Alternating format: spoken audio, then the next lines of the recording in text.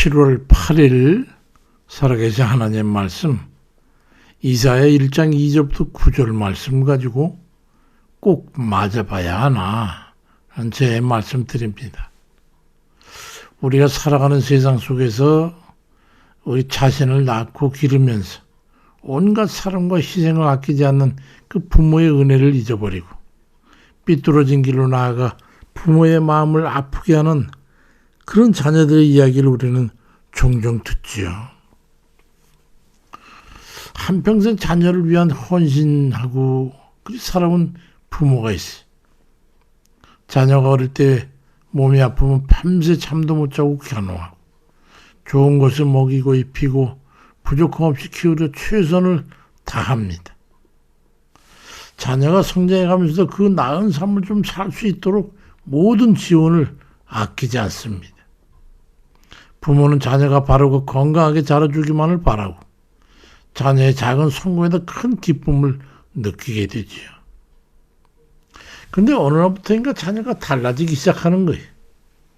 부모의 말에는 귀를 닫고 부모의 사랑을 심지어 귀찮아가 나쁜 친구들과 어울리고 부모가 가르친 옳고 그름의 기준을 다 무시해버리고 죄악된 길로 빠져들어 버리는 거예요.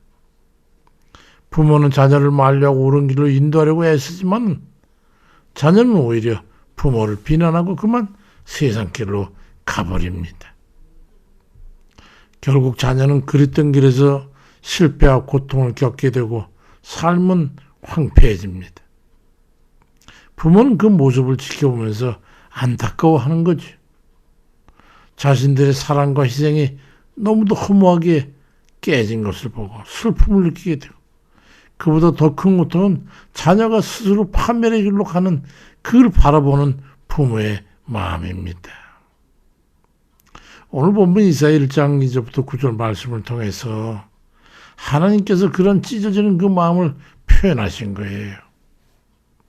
그래서 하나님께서 이스라엘 백성을 광야에서 인도하시면서 가나안 땅에 정착하게 하시고 율법과 선지자를 통해서 끊임없이 가르치셨어요.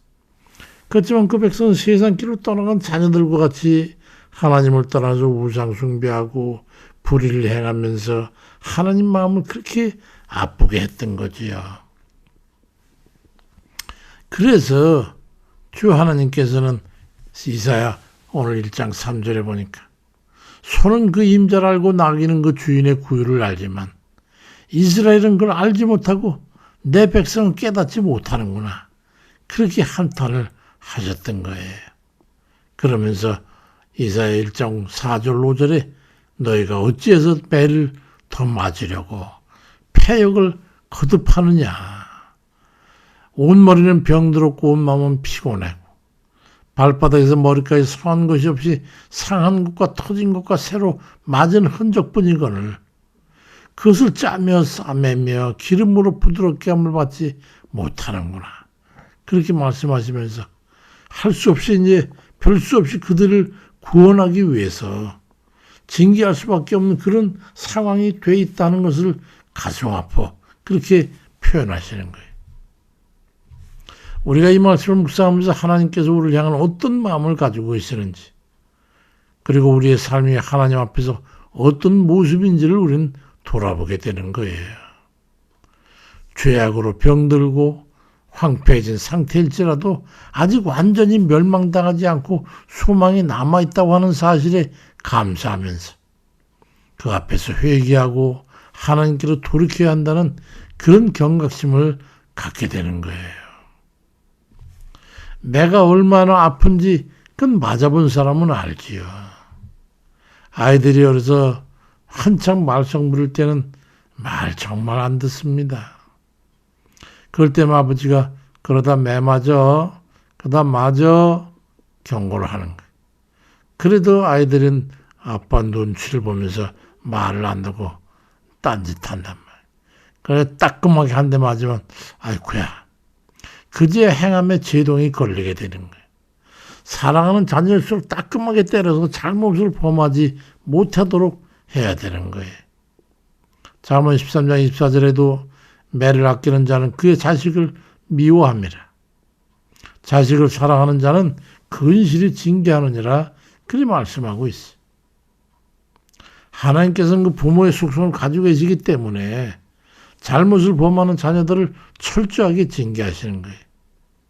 그래서 시브리 12장 8절에도 징계는 다 받는 것이거늘 너희에게 그게 없다면 너희는 사생자요 친아들이 아니니라 말씀하는 거예요. 그 망해가는 자녀를 구원하기 위하여는 건 우리 모두가 다 알고 있는 것이죠.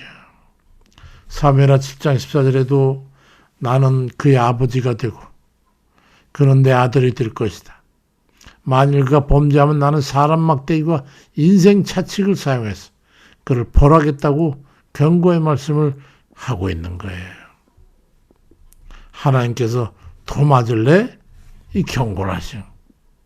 왜 그러냐면 이사야 1장 2절 4절에 내가 자식을 양육하였거늘 그들이 나를 거역하였도다. 여호와를 없이 여겨 멀리하고 물러갔다.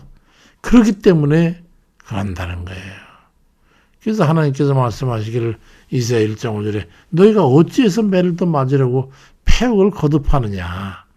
그렇게 참 안타깝게 매를 든 모습을 형상화하고 있으신 거예요. 아무리 하나님의 선하신 뜻에 의한 것이긴 하지만 그렇다고 해가지고 그 징계가 즐겁거나 행복한 것은 아닐지니 하나님이 돌이키라고 하는 그 경고의 말씀을 듣고 따라서 변화를 기해하지 않겠냐는 그런 말씀이죠. 더 맞기 전에 돌이켜야 합니다. 인생은 낭비할 시간이 없이 하나님의 맘맞고 고통스러우고 괴롭게 하는 그런 과정을 꼭 거쳐야만이 선하고 바르게 사는 것은 아니지 않겠어요? 하나님을 멀리하고 만홀히 여기고 불순종하는 거기서 돌이켜야 합니다. 그러다 호되게 맞습니다. 잠언 1장 23절 이하에도 나의 책망을 듣고 돌이키라. 내가 불러도 듣지 싫어하고 나의 교훈을 멸시하고 내 책망을 받지 아니하였은즉 너희의 두려움이 광풍같이 임하겠고 너희의 재앙이 폭풍같이 이르겠고 너희에게 슬픔과 고통이 임하게 될 거라고 말씀하고 있어요. 그런가 하면 데살로니가전서 5장 3절에는 저희가 평안하다 안전하다 할 그때 잉태된 여자에게 해산 고통이 이른 것 같이 멸망이 호련히 저에게 이르리니 결단코 피하지 못할 거라고 말씀하고 있어요. 두렵지 않습니까?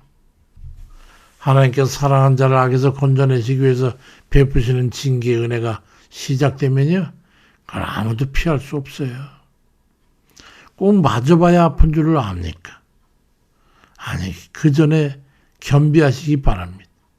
이러다가 혹시 하나님 매 맞는 거 아니야? 하는 그런 위기감을 느끼면서도 여전히 하나님을 시험하고 있다면 그건 어리석은 일이 되는 거죠.